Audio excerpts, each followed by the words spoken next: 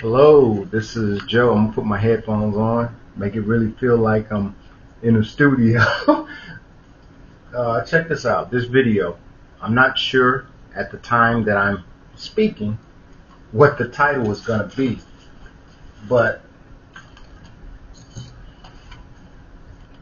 I started um, on the internet basically professing the childhood trauma, sexual abuse that I underwent, which caused certain manifestations throughout my life and into adulthood.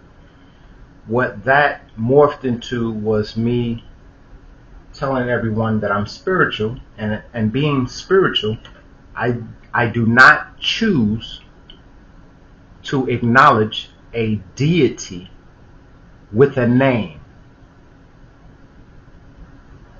I did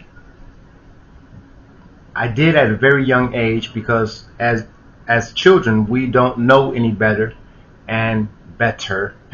We don't know any better and we do what we are asked to do, believing that those people that are tasked with raising us raise us in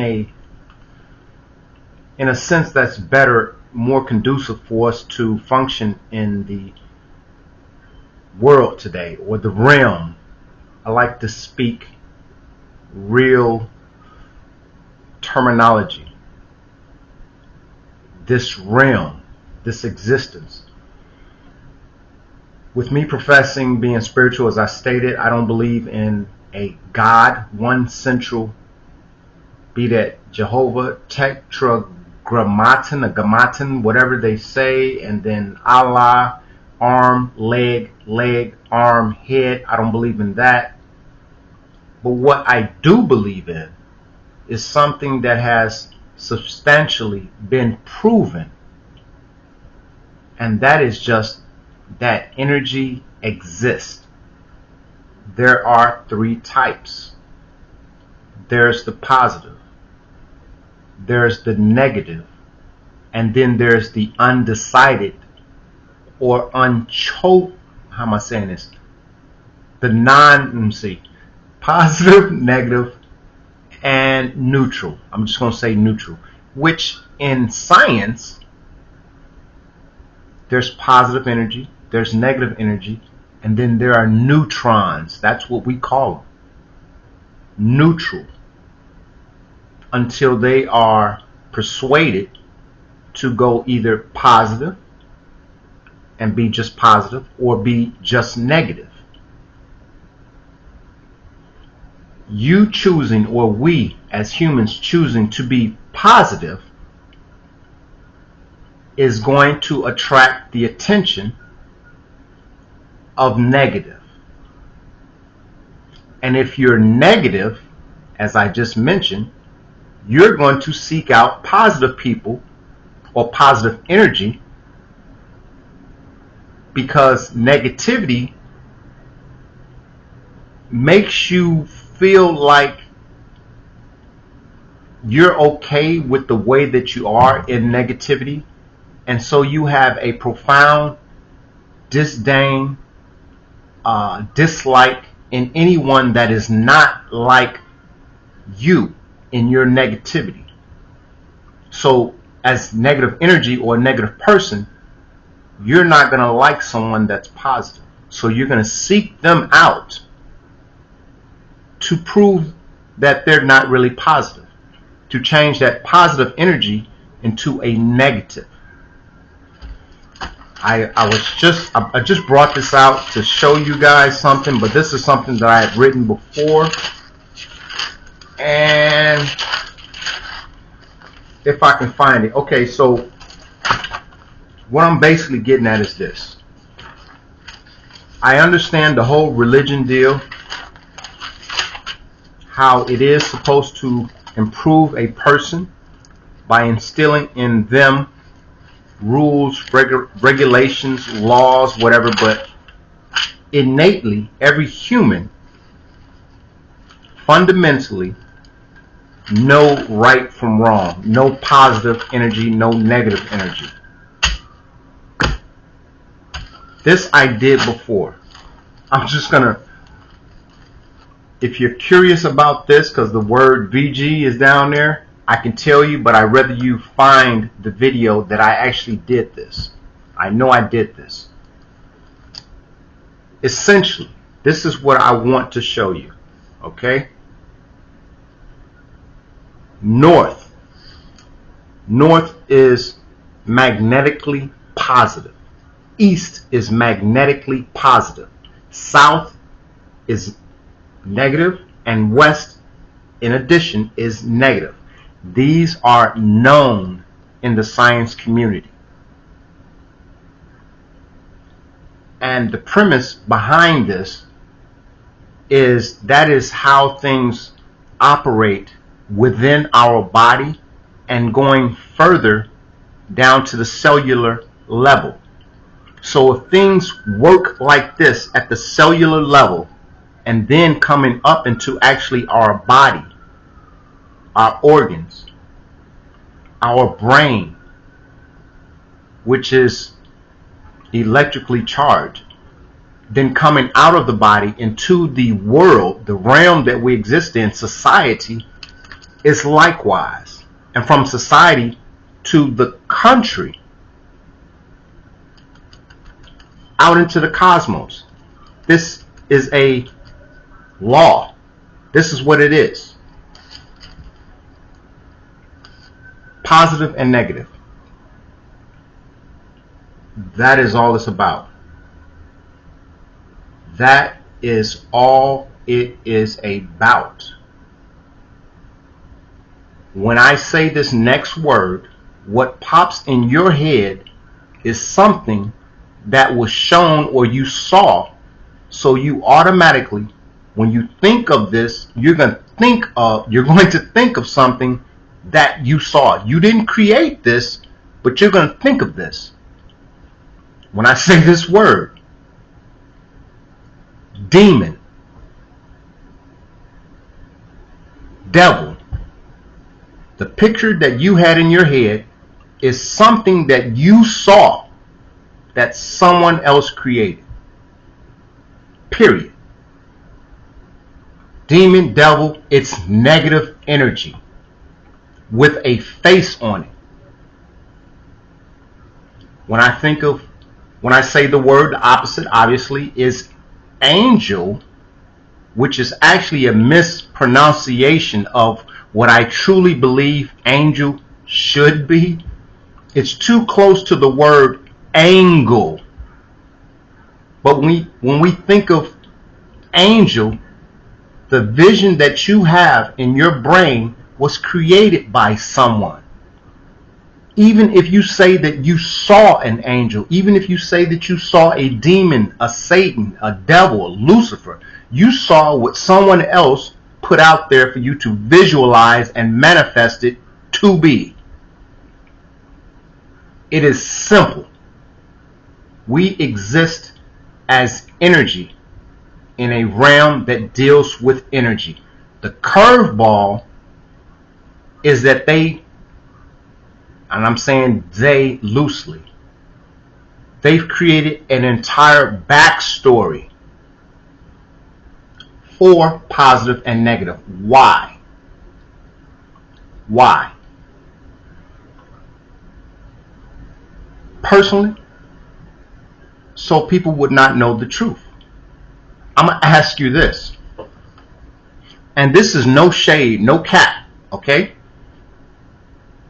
Have any of you seen a man walk across water?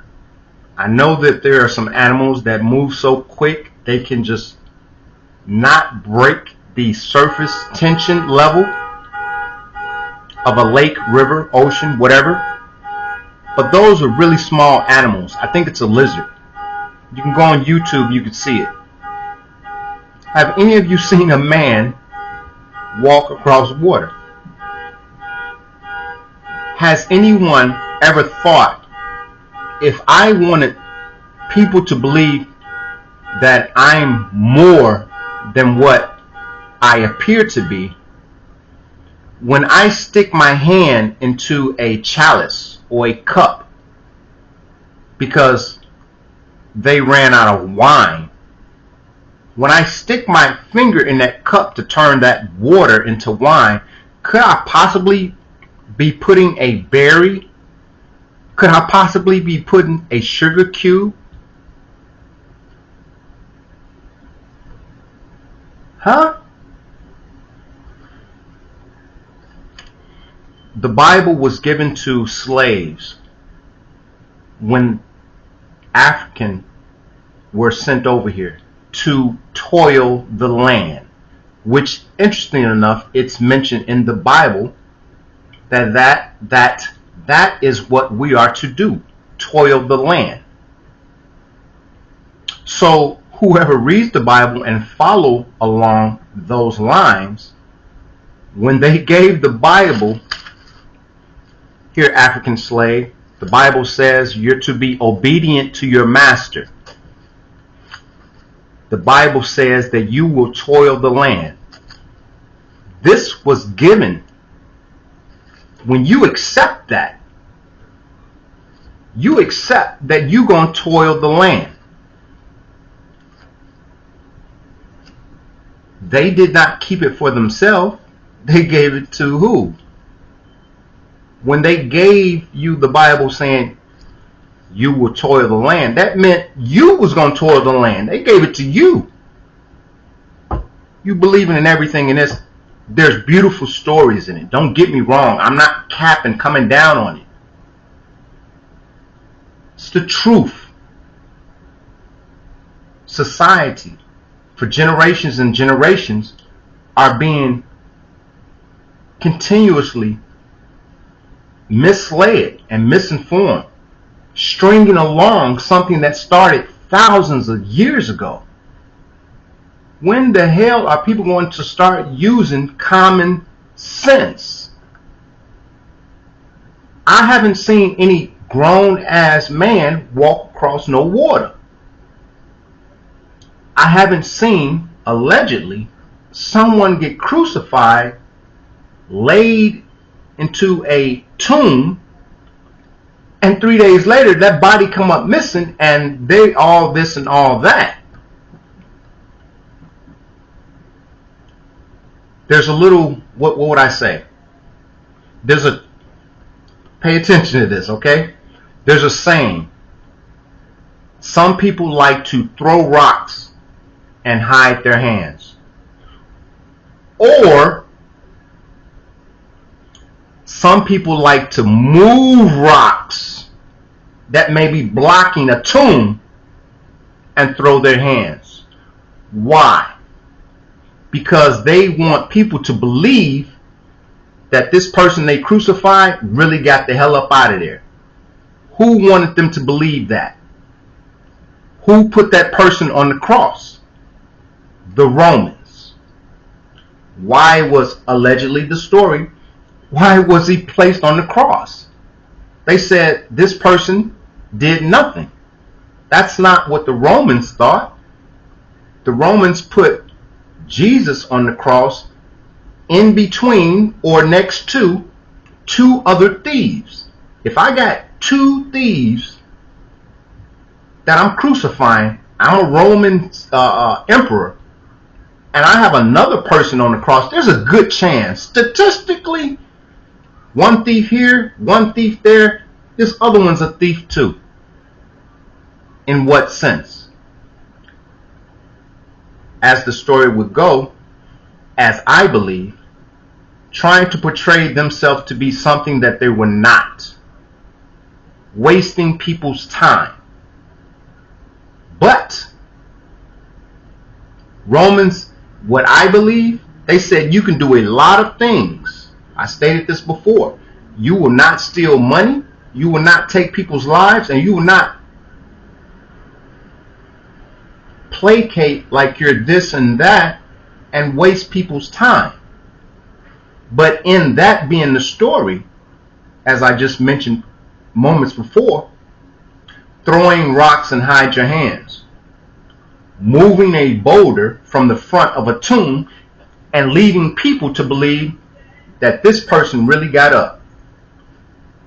Today, if we go and nail some people up on the cross and we bury them in a tomb and put a rock in front of that tomb, do any of you think they're going to move that rock and the body just gone? The thinking is that if that rock is moved today and that body is not there, what are we going to think? Someone moved the rock and someone moved the body. How would that be different today than what the thinking would be back then? Essentially, they're trying to separate reality, what we know to be true, because a lot of what's being pushed in front of us is Hollywood. People walking on water, people dying and moving rocks and ascend. Come on now. Whatever people did, people of color back then, the slaves, okay? This is a little further past the crucifixion. The slaves being brought over here to America. They will push this in front of their face so that they may feel okay about the treatment that they were receiving. Let me say this again. I don't care what color your skin is. You came out of a woman. Everybody came out of a woman. Everybody came out of a woman. The color of your skin does not make you less, does not make you more, does not make you better than someone. What makes you better is the ability to use the gift of gab and get people to believe or not believe. That is what makes you different. What makes you weak is choosing to believe something that they started thousands of years ago to still be true today. Like I said, anyone get nailed to a cross today, we're going to say they are dead. And no, they are not coming up off out of that grave or tomb. Why would that be different today than then, back in the day? There isn't. It ain't. You can go fishing today the same way you went fishing back in the day. You're either going to catch a fish or you're not going to catch a fish. Why is that different? It's agendas. Get people to believe whatever you want them to believe. There is no basis. There is no sturdy foundation for us to continue to believe something and still live the type of life that we're living because of we're believing it. There are people, don't get me wrong, because they've accepted this ideology that they live a certain caliber or level of life, social economic life. I get that. Then also that they have to have certain people that believe this that are out there for you to see, to further perpetuate that this is what you're supposed to believe and this is why. Let me say this. There are, and I just looked this up the other day and I was astonished. Wait till you hear this. There are over 2.75 billion Christians on this earth. What is Christian? Those that believe in Jesus Christ. I guess that was his last name, or do we really know? Christians are following the system, the ideology, based upon someone who was alleged to walk this earth as we walk this earth too, and was supposed to be the Son of God, Son of Man, was crucified and raised 3 days later. Why is it then, if we are to follow the lead as Jesus was supposed to be a mentor? Now, I'm going to sidetrack that in a minute, but hold on. If we follow the lead of Jesus as a mentor, his life, we're supposed to be like him, right? Why will we not have a religion named after us? Okay, Jesus told us what to do, how to do it. So now we're doing it. Why is it not named after us now? It's continuing to be, I'm not trying to confuse you, I'm just saying. It's Christian because allegedly his name, Jesus Christ. I don't know anyone named as Christ. This is more so, there is so much that is hidden in plain sight. And the easiest thing, this is out of the Art of War book, Sun Tzu, the easiest thing for someone to do is to hide in plain sight. That's the easiest thing to do. All the answers are right in front. We are living the answers and dying, dare I say, the answers. But we so choose to believe something from thousands of years ago. Now, I want to say, along with, this is segueing a little bit, Malcolm X, we had two type of modalities of protest. One type of modality was presented with Malcolm X, which is, you push me, you hit me, you shoot at me, I'm going to return it. And then we had MLK, Martin Luther King, which is the nonviolent. I am going to side with Martin Luther. I'm not trying to discredit or discount anything Malcolm X stood for, what he preached about. If we learn truly what we are, positive and negative energy, there was something that happened to me and I was shocked. One, I'm not the type of person to go out there and get into mess, pick a fight, or have someone to lash out at me, but in this particular case, it did happen. I found myself in an engagement where someone struck out at me.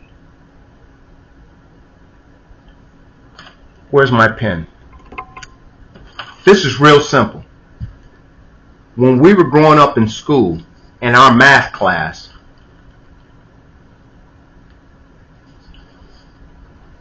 and then we got to a certain part in our math class,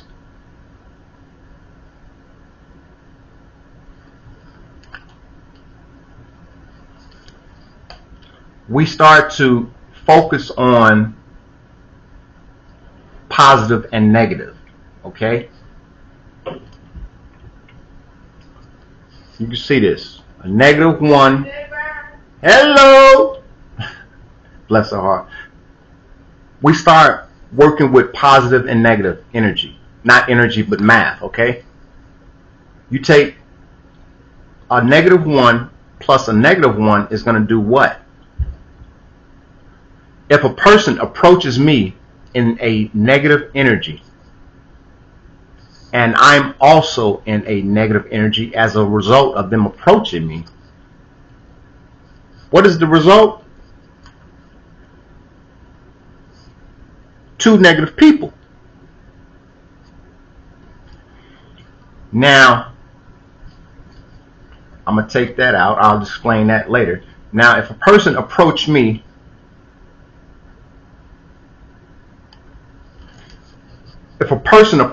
in negative energy, and I'm not negative, I'm positive, what happens in that situation? What's one negative person plus a positive person? This is what happens. Zero. Nothing.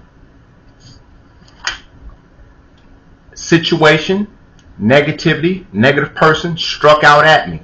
I'm positive. Actually connected with me. I didn't fall. I didn't stammer. I didn't do nothing. What did I do? I grounded. I was neither too positive, I wasn't negative. I grounded. This is energy. This ain't got nothing to do with this religion, which is a multi-billion-dollar industry and everything. And it has some branches to it, because, you know,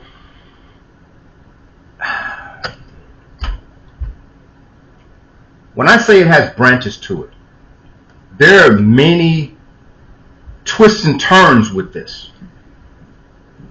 The first thing is to get you to believe in something. After they get you to believe in that, your energy is contributed to what they want you to believe in, not what you should be investing the energy into yourself. You're no longer investing energy into yourself. You're investing your energy in what someone else wants you to believe.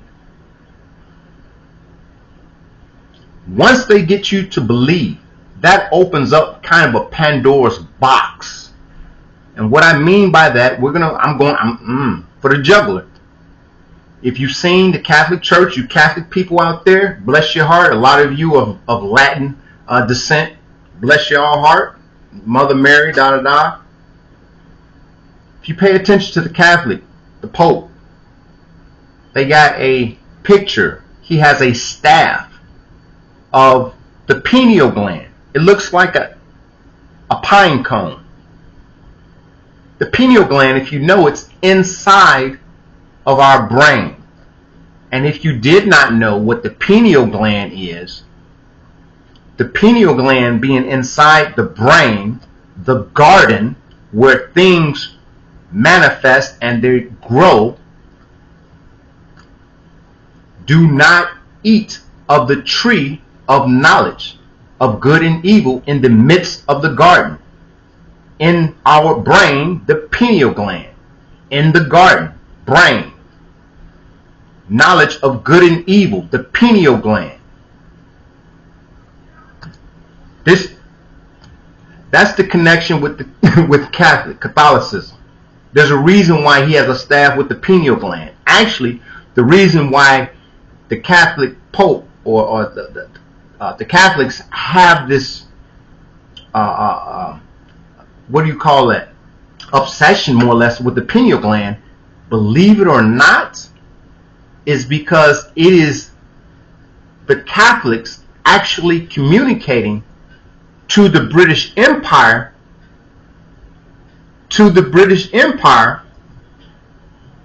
who decided to push the Catholic Church away and start a division between church and state, where it was at one time it was together.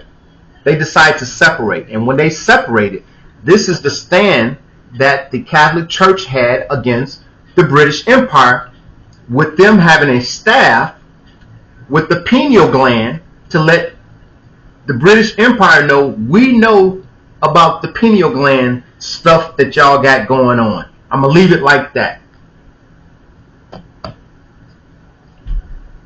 Once they get you to believe in what they want you to believe, then it goes into another realm, another dimension of something involving, as I'm saying, the pineal gland,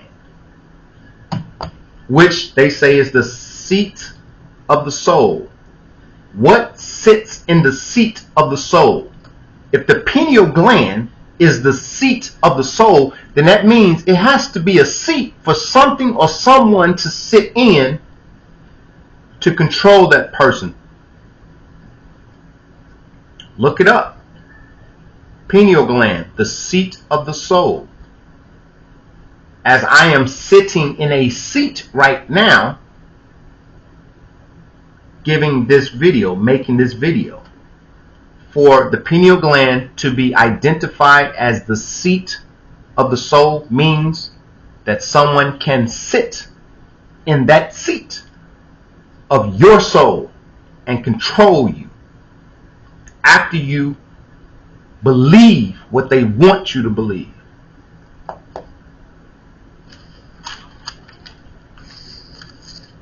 You guys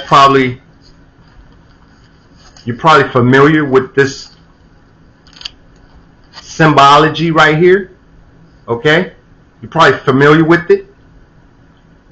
I don't know how true or whatever this is, but this G right here in the middle, to me, it means ground. And being ground, you're in between positive and negative. So as I stated with you, in this situation that someone actually lashed out, they took a nice, good, clocked me on the right side of my face. The right side of my face did not swell up, didn't break a jaw, didn't do nothing. That person was negative.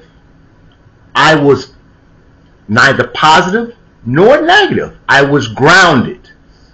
Nothing happened. I didn't pursue the situation after that. And you would think someone hit you, you're going to hit them back. Don't you think that they know you should strike back at them?